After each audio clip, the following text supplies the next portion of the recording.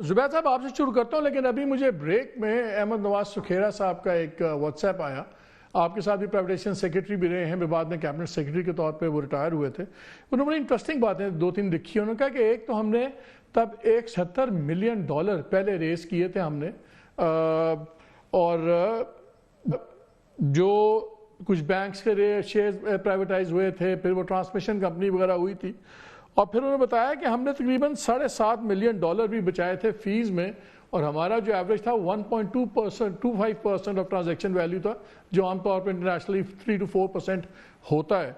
تو اس سے نظر تو یہ آتا ہے کہ تھوڑی سی بھی پرائیویٹائزیشن کریں تو کتنے پیسے ہمارے پاس ریز ہو سکتے ہیں. اور میں آج اس لیے آپ دونوں کے ساتھ فوکس پرائیویٹائزیشن پہ اس لیے کر رہا ہوں کہ جب 600 بلین پلس سال کا صرف اس گڑھے میں پڑ رہا ہو، اور میں ابھی پچھلے جو 2.25 ٹریلین پلس کے اکٹھے ہو کے پیسے پڑے ہوئے، میں اس کی بات نہیں کر رہا. تو پرائیویٹائزیشن سب سے امپورٹنٹ چیز ہے. کہ آپ تو پرائیویٹائزیشن میں رہے ہیں، کیا رولز چینج کرنے کی ضرورت ہے کہ فوری طور پہ جو پروسیس جیسے مفتاح بتا رہے تھے 460 دن کا ہے، یہ کوئی 6-8 ماہ پہ آ جائے؟ ہو سکتا ہے کہ نہیں ہو سکتا؟ ایکچولی پرائیویٹائزیشن کا بیک گراؤنڈ یہ تھا کہ آپ کو پتہ ہے 90s میں جب یہ شروع ہوئی تھی، پہلے ایم سی بی ہوا، کچھ دوسرے ادارے جب پرائیویٹائز ہوئے تو وہ بہت ہی زیادہ خرابی، اس میں کرپشن کے الزامات لگے، اور fingers point out. In fact general Saeed Qadir جو تھے پہلے پرائیویٹائزیشن منسٹر، وہ بھی جیل گئے، خواجہ آصف بھی جیل میں گئے، نوید قمر پرائیویٹائزیشن منسٹر تھے. تو وہ اتنا زیادہ وہ پرائیویٹائزیشن آرڈیننس کو سخت بنا دیا کہ بالکل اس کو کٹ کرنے کی ضرورت ہے، اور اس حد تک کرنے کی ضرورت ہے کہ اگر 6-8 مہینے میں ضرورت ہے، because I mean everything has to be seen in the balance, کہ واٹ از مور امپورٹنٹ کہ جلدی کر کے، کیونکہ حکومت جب نہیں آتی ہے ود اے 5-year mandate، تو وہ ظاہر سی بات ہے وہ جو شروع کے 2 سال ہوتے ہیں وہ اس کا بیسٹ پیریڈ ہوتا ہے جس میں وہ انڈرٹیک کر سکتے ہیں اس قسم کے ریفارمز. لیکن اس وقت Malik, let me point out one thing جو آپ مفتاح سے بھی بات کر رہے تھے. لیکن ریفارمز انڈرٹیک کرنا بہت ہی، اور انکلوڈنگ پرائیویٹائزیشن، بہت ہی چیلنجنگ وہ ہوتا ہے، اور وہ حکومت کر سکتی ہے جس کے پیچھے مینڈیٹ ہو، جس کے پیچھے عوام ہو. Unfortunately that is not the case today. تو اس کے لیے ایک تو آپ اسٹرگل کر رہے ہیں ٹو جسٹیفائی کہ why you are sitting in the government, آپ کی حکومت بنی کیسے ہے. جس قسم کے الیکشن ہوئے، اس سے پری پولنگ والے دن، اس کے بعد جو کچھ بھی ہوا، تو آج تو بحث بالکل مختلف زاویے سے ہو رہی ہے کہ یہ کیا حکومت کے پاس مینڈیٹ بھی ہے یا نہیں ہے. ابھی آپ اس میں اگر پرائیویٹائزیشن کا پروسیس بھی کٹ کرنے کی بات کریں گے تو اور زیادہ انگلیاں اٹھیں گی اور زیادہ مشکل ہو جائے گا. تو میرا نہیں خیال ہے اس حکومت کو جب تک وہ جسٹیفائی نہیں کر سکتا، اور اس کے لیے بڑا آسان حل ہے، بہت ہی آسان حل ہے کہ وہ جو فارم 45 کا جو جھگڑا چل رہا ہے، فارم 47 کا جھگڑا چل رہا ہے، اس کو 25-30 حلقے ایسے ہیں جس پر شدید قسم کے میرا خیال ہے کنسرنز ہیں. اسلام آباد کے حلقے ہیں، پنڈی ڈویژن کے حلقے ہیں، لاہور کی 6-7 سیٹیں ہیں، کراچی کے تو تقریباً 14-15 سیٹیں ایسی ہیں جہاں بڑا اگر آپ چاہتے ہیں، مجھے سمجھ آ گئی، آپ چاہتے ہیں نواز شریف صاحب اور رون چودھری صاحب کے اصل ریزلٹس نکل آئیں اور وہ دونوں فارغ ہو جائیں، پھر آپ کو ٹھنڈ پڑے گی. نہ کریں ایسے. نہیں کوئی ٹھنڈ کی بات کیا بھائی، ایک سیکنڈ، نہ کریں یار. اسلام آباد، آپ تو اسلام آباد میں بیٹھے ہیں، آپ سمجھتے ہیں اسلام آباد. مصطفیٰ کھوکر از اے ویری کریڈیبل نیم نا، very credible name. He is not competing کہ جی اگر فارم 45 صحیح کاؤنٹنگ ہوگی فارم 45 وہ تو نہیں ہوگا نا، وہ تو ابھی نہیں ہوگا. تو جب وہ آگے بڑھ کے کہہ رہا ہے کہ بھائی وہ اس میں غلط ہوا ہے، پی ٹی آئی والا جیتا ہوا ہے، تو پھر میں تو نہیں کہہ رہا کہ آپ اس کی بات پر یقین کر لیں، بٹ صرف کاؤنٹنگ تو کر سکتے ہیں، صرف ٹوٹلنگ تو کر سکتے ہیں، ارتھمیٹک تو صحیح کر سکتے ہیں. آپ دونوں کلیئر ہیں کہ رولز چینج ہونے چاہیے تاکہ ایک سپیڈی پرائیویٹائزیشن ہو جائے. لیکن مفتاح صاحب، یہ جو ہم سن رہے ہیں کہ جی اسٹیل مل اگر دے دی گئی سندھ کو، اور یہ تو نہیں ہوگا کہ خالی پھر زمین وہ ہاؤسنگ سوسائٹی ٹوٹ کے بن جائے گی، کیا ہوگا ان کو ٹرانسفر کرنے سے؟ کیا ہوگا؟ دیکھیے ان کو ٹرانسفر، ایک تو یہ اچھا سوری جی مفتاح، یہ ایکچولی بہت مسئلہ کمپلیکیٹڈ ہو گیا ہے، بیکاز اسٹیل مل جو ہے اس کا 70-80 ارب روپے کا قرض ہے نیشنل بینک سے، اور کوئی 50-60 ارب روپے کا قرض ہے پاکستان سوئی سدرن گیس سے. تو اسٹیل مل آپ 100 ارب روپے کی تو نہیں بیچ سکتے. سو ہم نے جو ایک اسکیم سوچی تھی جب عباسی صاحب وزیر اعظم تھے کہ یہ جو لینڈ ہے یہ لینڈ آپ کورٹ ڈکری کے تحت نیشنل بینک کو اور سوئی گیس کی ایک کمپنی بنا دیں اور ان کو دے دیں اسی پروپورشن میں جس پروپورشن میں وہ لون لیتے ہیں، اور تاکہ یہ بیلنس شیٹ سب کی کلین ہو جائے، سوئی گیس کی بھی بیلنس شیٹ صحیح رہے، نیشنل بینک کی بھی بیلنس شیٹ صحیح رہے، اور یہ لینڈ ان کو مل جائے، پھر وہ اپنا انڈسٹریل پارک وغیرہ بنا کے بیچتے رہیں۔ لیکن اتنے ڈرے ہوئے تھے مینجمنٹ نیشنل بینک کی اور سوئی گیس کی کہ وہ اس پہ ہاتھ لگانے کو نہیں چل رہے تھے، کیونکہ کچھ بھی آپ کریں گے تو نیب پکڑ لے گا۔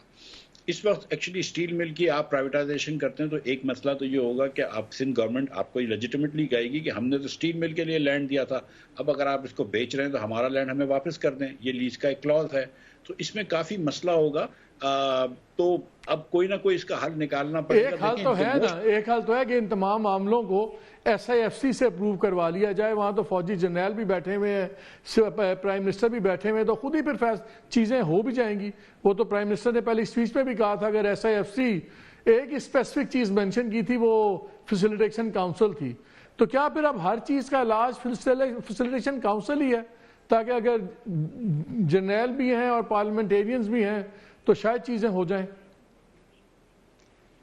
بھائی پاکستان میں ایس آئی ایف سی کی امپورٹنس کو تو آپ کم نہیں کہہ سکتے نا، اور یہ بات بھی آپ کو پتا ہے کہ ایون جب سعودی وغیرہ کے انویسٹرز تھے وہ بھی یہ چاہتے تھے کہ ایس آئی ایف سی ہو جائے، کیونکہ S I F C permanent ہے، حکومتیں آتی جاتی رہتی ہیں، تو ایس آئی ایف سی کے فورم پہ اس کا فیصلہ فرما لیں، لیکن یہ کہ اس کا فیصلہ کر کے آگے بڑھنا چاہیے۔ دیکھیں اسٹیل مل کے اندر اتنا لینڈ پڑا ہے، اگر آپ اس کو استعمال کر لیں، اس کو انڈسٹریلائز کر لیں تو اس سے فائدہ ہوگا، نئی اسٹیل ملیں لگ سکتی ہیں، آپ اسٹیل مل کو کے ایریا کو 2-3 ہزار ایکڑ کے ساتھ اسٹیل مل کو لیز کر سکتے ہیں۔ لیکن یہ مسائل جو ہے وہ آپ دیکھیں 20 سال سے آپ اسٹیل مل لے کے بیٹھے ہیں، پی آئی اے پتہ نہیں نقصان پتہ نہیں کتنے سالوں سے کر رہی ہے، 750 ارب روپے کا پی آئی اے کا نقصان ہو گیا ہے، ریلوے آپ کی 80 ارب روپے سال کے نقصان میں چل۔ ایک چیز بتائیں، آپ دونوں آخری 3-4 منٹ ہے، میں آپ دونوں سے ایک ہی سوال کروں گا۔ مفتاح I'll start with you۔ پہلا سمجھ یہ آتی ہے کہ کمائی بڑھانے میں تو بڑا ٹائم لگے گا، ابھی تو جو چوری چکاری اور ویسٹ ہے اس کو پلنڈرنگ کو روکا جائے، پرائیویٹائزیشن ہوتی ہے، یہ ایک چیز ہے، گورنمنٹ کی سپینڈنگ کم ہوتی ہے، چیزیں ہیں۔ کون سے 3-4 قدم ایسے ہیں جو فوری طور پہ گورنمنٹ لے جس سے اکانومی کو بھی فائدہ اور عام آدمی کو بھی کوئی ٹرکل ڈاؤن افیکٹ ہوگا؟ مفتاح پہلے آپ اینڈ پھر زبیر آپ سے۔ دیکھیے مالک، آپ نے شروع کرا تھا تو پہلا سوال آپ نے مجھ سے پوچھا تھا کہ مہنگائی کس طرح کم ہو سکتی ہے، اور یہ بات آپ کی ایک دم درست ہے کہ مہنگائی پاکستان کا اس وقت سب سے بڑا مسئلہ ہے، ایک عام آدمی کا۔ آپ کا اس وقت 40% پاکستانی خط غربت کے نیچے ہے، جو 30% یا 29% ہوتا تھا۔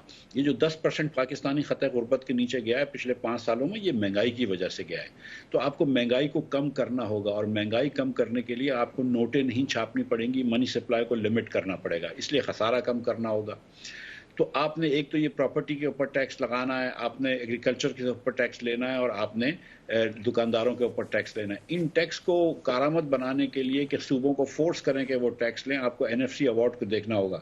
جو پاکستان کا فسکل بگاڑ شروع ہوا ہے وہ 2010 سے ہوا ہے، جب سے آپ نے صوبوں کو اتنے پیسے دے دیے کہ ان کے پاس وافر پیسے ہیں اور وفاق جو ہے وہ ہر وقت کنگال ہوتی ہے۔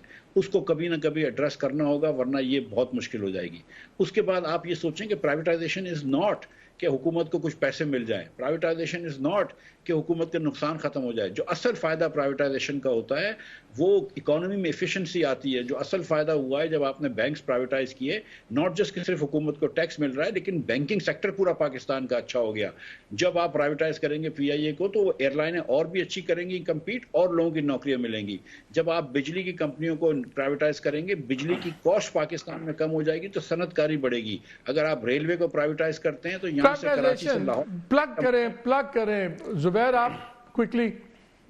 جی ایک تو ٹیکس کا جو سیکٹرز پر ٹیکس نہیں لگ رہا، یہ تو ناانصافی بھی ہے، اور ظاہر ہے ٹیکس کلیکشن بھی کم ہوتی ہے، اور ہمارا جو سب سے بڑا مسئلہ ہے وہ ہے آمدنی کم ہے، اخراجات زیادہ ہیں، اس کی وجہ سے ڈیفیسٹ ہوتا ہے، اس کی وجہ سے قرضے زیادہ لیے جاتے ہیں۔ سو ایک تو اس پہ کوئی وہ نہیں ہے، اور یہ امیڈیٹلی ہو سکتا ہے۔ ابھی جون میں جب بجٹ آئے گا اس میں آپ کو یہ لگانا پڑے گا وہ سیکٹرز پر اتنے ہی ٹیکس جو 100 روپے مینوفیکچرنگ سیکٹر میں کما کے ٹیکس دیتا ہے یا کارپوریٹ سیکٹر میں، اتنے ہی ایگریکلچر سیکٹر۔ دوسرے جو میں پرائیویٹائزیشن کی تو ظاہر ہے ہم نے بات کر ہی لی ہے، ایک چیز جو میں نئی چیز ضرور کہنا چاہوں گا کہ جو کہ پینفل ہے، لانگ ٹرم ہے، لیکن اس کے بغیر سسٹینیبل اکنامک گروتھ نہیں ہو سکتی، اور وہ ہے آپ کا investment into education, investment into health care, clean drinking water, وہ شعبے جو کہ سوشل انڈیکیٹرز ہیں جو کہ ہمارے تقریباً اس وقت سب سہارن افریقہ سے کے پہلے ہم پیسے تو اکٹھے کر لیں زبیر، پیسے اکٹھے کر لیں گے تو کچھ نہیں پیسے اکٹھے نہیں، اس کے علاوہ کوئی نہیں ہے. اگر آپ یہ کہہ رہے ہیں کہ آدھا سب سے زیادہ سیکنڈ لارجسٹ نمبر چلڈرن ہے اور وہ اگر رہیں گے تو 50% ہیں وہ اس ایج گروپ میں، تو فیوچر کیسے ہوگا؟ اگر 40% بچے 5 سال کی ایج سے کم سٹنٹڈ ہے، نارمل گروتھ نہیں ہے، تو فیوچر کیسے ہوگا؟ سو کچھ چیزیں آپ کو لانگ ٹرم کرنی پڑتی ہیں، کچھ میڈیم ٹرم، کچھ شارٹ ٹرم. سو تمام ایریاز میں آپ کو وہ فیصلے کرنے پڑیں گے جو آج تک کبھی کسی نے دیکھے نہیں. آپ دونوں کو پھر بھی میں زحمت دیتا رہوں گا. We have run out of time. آپ دونوں کا بہت شکریہ. لیکن میرے نزدیک ناظرین سب سے بڑی بات ہے کہ سچ بولیں. ہماری جو نئی گورنمنٹ ہے وہ بھی ہمارے سے سچ بولے. نئے فائنانس منسٹر ہیں، پرومسنگ مین، بی ہوپ کہ وہ بھی سچ بولیں گے. اور کیونکہ جب آج زبیر صاحب بات سنا رہے تھے تو میں واز شاکڈ